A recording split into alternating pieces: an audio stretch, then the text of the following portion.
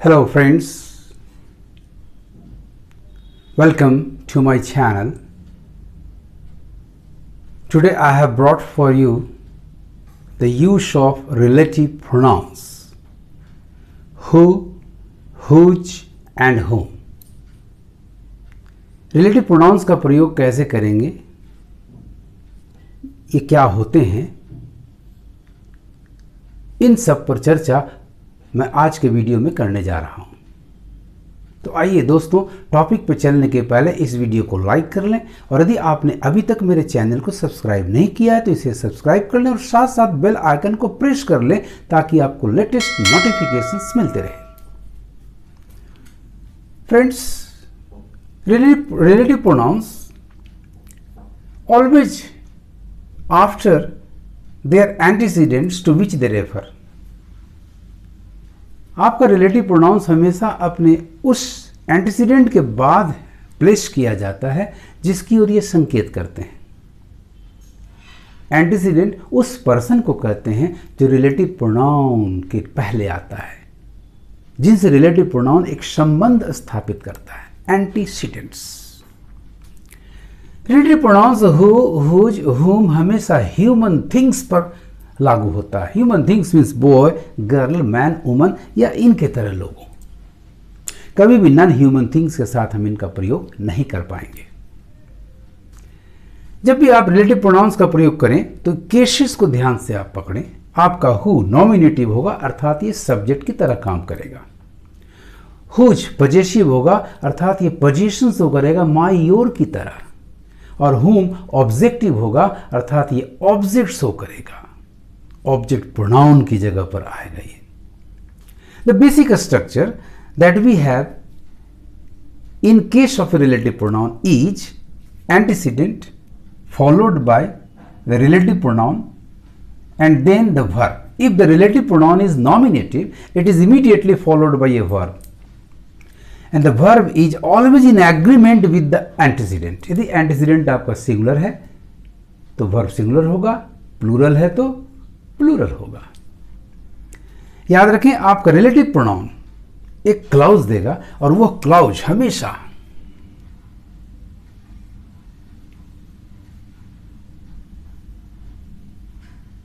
Adjective clause होगा।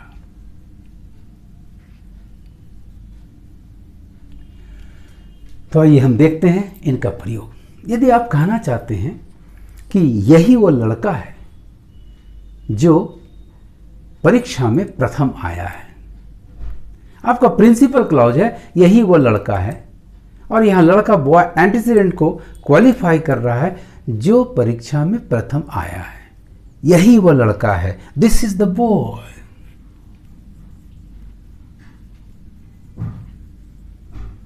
आपका boy antecedent होगा, जो प्रथम आया है यहां सब्जेक्ट के रूप में काम कर रहा है, नॉमिनेटिवली वर्क कर रहा है। अतः रिलेटिव प्रोनाउन ह्यूमन के लिए आप हु का इस्तेमाल करेंगे। This is the boy who परीक्षा में प्रथम आया है, has stood.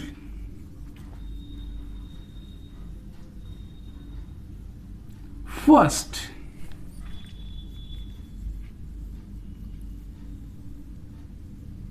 in the examination. This is the boy who has stood first in the examination. आपका this is the boy ये प्रिंसिपल क्लाउज है,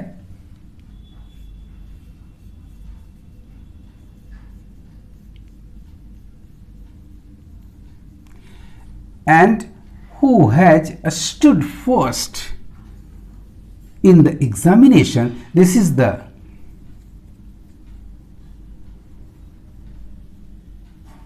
adjective clause. In case of all relative pronouns, we have two clauses, one the principal, the other the adjective clause. Adjective clause जो principal clause के किसी person को noun या pronoun को qualify करेगा। चूंकि ये adjective जैसा काम करता है, that's why we call it an adjective clause. यदि आपके सामने दो सेंटेंसेस आते हैं, for example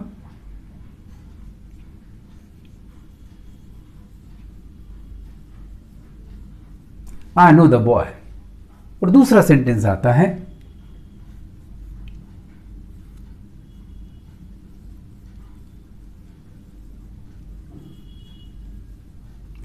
he is standing there. अब कहा जाए कंबाइन दीज टू सेंटेंसेस, तो you can do it easily with the help of the relative pronoun. Now look at the sentences very carefully. I know the boy, he is standing. This person, he refers to the noun boy in the first sentence. It is the subject, so it can be replaced by the relative pronoun who. Hence, your combined sentence will be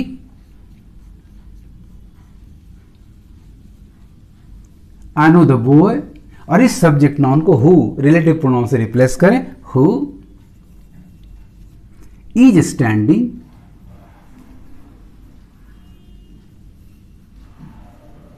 there. I know the boy who is standing there. Two sentences को आपने जोड़कर एक बना दिया. I know the boy is the principal clause and who is standing there is the adjective clause. Well friends, the next relative pronoun is whose. This is the possessive case. ये हमेशा एक positive case के रूप में काम करेगा, माई your जैसा अर्थ देगा, जिसका. इसका बेसिक स्ट्रक्चर होगा एंटीसीडेंट के बाद आप हुज को प्लेस करेंगे और ठीक उसके बाद एक नाउन आना चाहिए. उसके बाद वर्ब, ये वर्ब हमेशा एग्रीमेंट करेगा नाउन के साथ, अपने ठीक पहले आने वाले नाउन के साथ. जो भी पर्सन रिलेटिव प्रोनाउन के बाद आता है उस पर्सन को हम कंसिक्वेंट कहते हैं.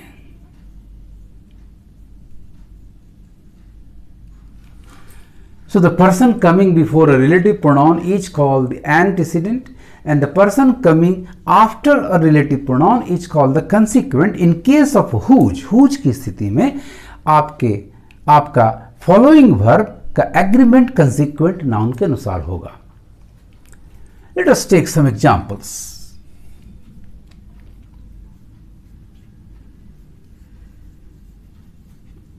I know the boy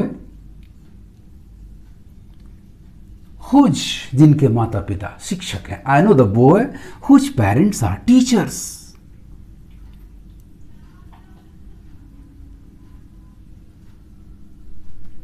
I know the boy whose parents are teachers. I know the boy is the principal clause and whose parents are teacher is the adjective clause. यदि आपको दो sentences दिए गए तो फिर cases का ध्यान रखेंगे. आप आराम से बड़ी आसानी से रिलेटिव प्रोनाउन से आप उनको जोड़ सकते हैं.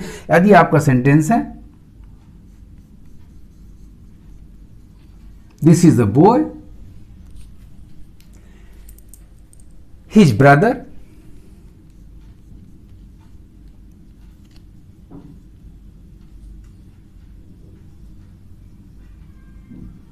Is a doctor. तो अब रिलेशन देखें आप. This is the boy, his brother, ये हिज रेफर कर रहा है बॉय को, तो इसकी जगह पर हम हुज लाकर सेंटेंसेस को कंबाइन कर लेंगे और आपका सेंटेंस होगा this is a boy whose brother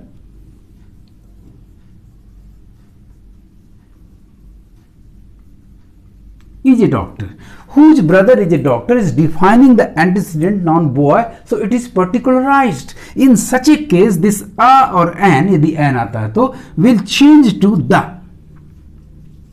Hence, the correct sentence, combined sentence will be: this is the boy whose brother is a doctor. Here, this is the boy is the principal clause, and whose brother is a doctor is the adjective clause. The third one is whom. It is in the objective case. You can call it an objective relative pronoun. Its basic structure is antecedent followed by the relative pronoun whom, then the consequent either a noun or a pronoun followed by a verb. The verb is as per the consequent. Colloquially, you can use who also in place of whom. याद रखना है, जब who के बाद verb हो तो वो nominative case है और जब हु के बाद कंसिक्वेंट हो तो ऑब्जेक्टिव है equal to whom. Let us have some examples.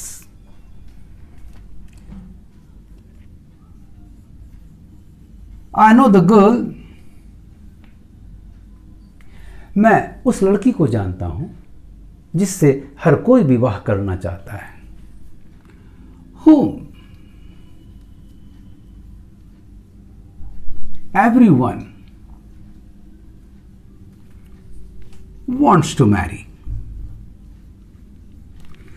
I know the girl whom everyone wants to marry. The first clause, I know the girl, is the principal clause. And the second one, whom everyone wants to marry, is the adjective clause. जैसा मैंने पहले कहा, यदि दो sentences दिए जाए और जोड़ने के लिए कहा जाए तो बस केसेस पर ध्यान रखें। You take for example, Rani is a girl, I love her. अब दोनों को जोड़ना है तो जरा सेकंड सेंटेंस पर गौर करें।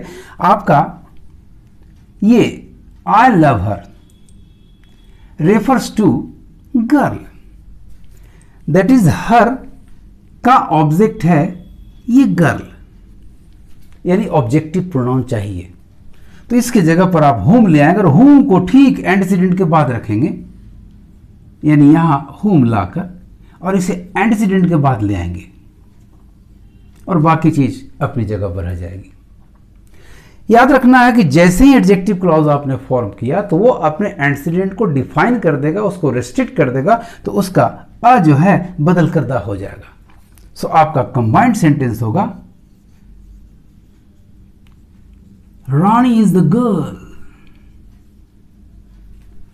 whom I love. Rani is the girl is the principal clause and whom I love is the adjective clause. तो इस तरह से फ्रेंड्स आप रिलेटिव प्रोनाउन की मदद से आप सेंटेंसेस को कंबाइन कर सकते हैं, एंटीसीडेंट को डिफाइन कर सकते हैं। याद रखना ह्यूमन थिंग्स के लिए यदि ह्यूमन थिंग्स एंटीसीडेंट है तो आपका नॉमिनेटिवली हु, ऑब्जेक्टिवली whom, हुम के जगह आप हु ला सकते हैं एंड पजेसिवली हुज का प्रयोग करेंगे। तो आप चूंकि ऑब्जेक्टिव हुम के जगह पर हु भी ला सकते हैं तो यहां आप हुम के जगह हु कर सकते हैं। फिर आपका सेंटेंस होगा, I know the girl who everyone wants to marry. Rani is the girl whom, whom के जगह हु लाइए, हु